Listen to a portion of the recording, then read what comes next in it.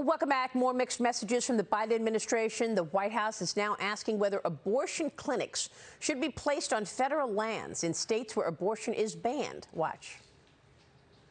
We understand the proposal is well-intentioned, but here's the thing. It could actually put women and providers at risk.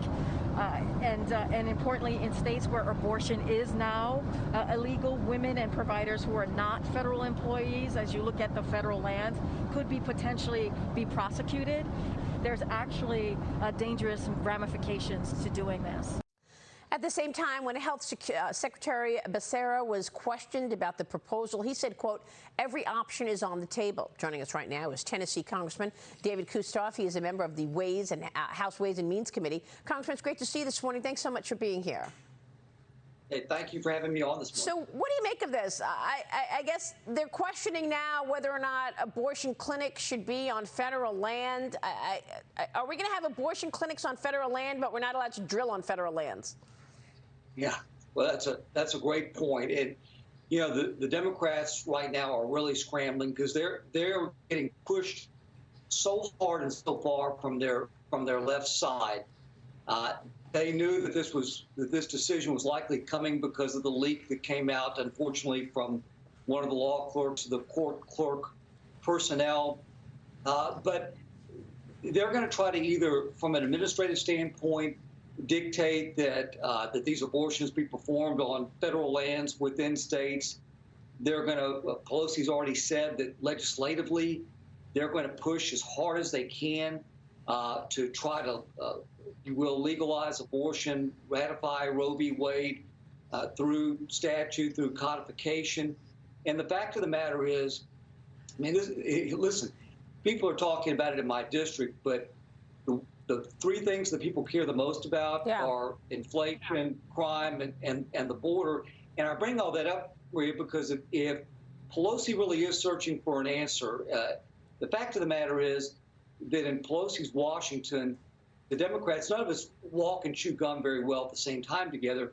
And between now and the November election, we are in the House of Representatives legislating 23 days. 23 days between now and the election.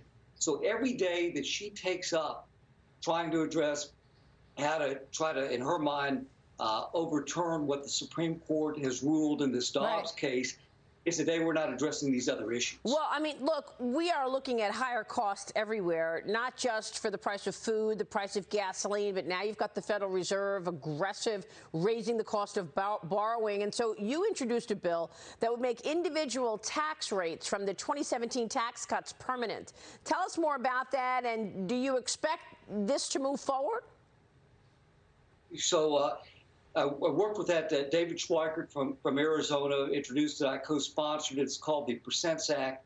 In the Tax Cuts and Jobs Act, which we enacted in 2017, which I think was the impetus for the great economic recovery that we've had prior to COVID and even during COVID, we lowered, obviously, the individual rates, the corporate rates, the small business rates. We raised the estate tax exemptions. But those all have expiration dates, and those expiration dates are coming up very soon. This bill would extend and make those provisions permanent. I think in this Congress, it's probably tough. But if what I think happens in November, which is Republicans take the House of Representatives back and the Senate, we introduce that bill early in the next session, and then we really move it. And force Biden's handle. Yeah, but at the same time, your colleagues on the left are still pushing through more spending. You've got Chuck Schumer trying to get Joe Manchin on board right now as we speak, as Americans are hurting. In a new Gallup poll, 67% of the people said that gasoline prices are causing them moderate to severe financial hardship, Congressman. What can you do about that? Well, so from an administrative standpoint, when we look at what Biden says when he talks about this gas tax relief, the 18 cents, which doesn't do anything in real terms to help people, when he addresses the nation on energy issues, or frankly any energy issues, he looks weak and feckless, and so there are no solutions. The easy thing to do is to reverse his policies that he put in place at the beginning of his administration, restarting the Keystone Pipeline, encouraging American producers to, in fact, want to produce, instead of buying, going to the Saudis and begging them and the Venezuelans to produce more oil, he ought to go to the Texans and the Alaskans and the North Dakotas and all the domestic producers and say, I was wrong.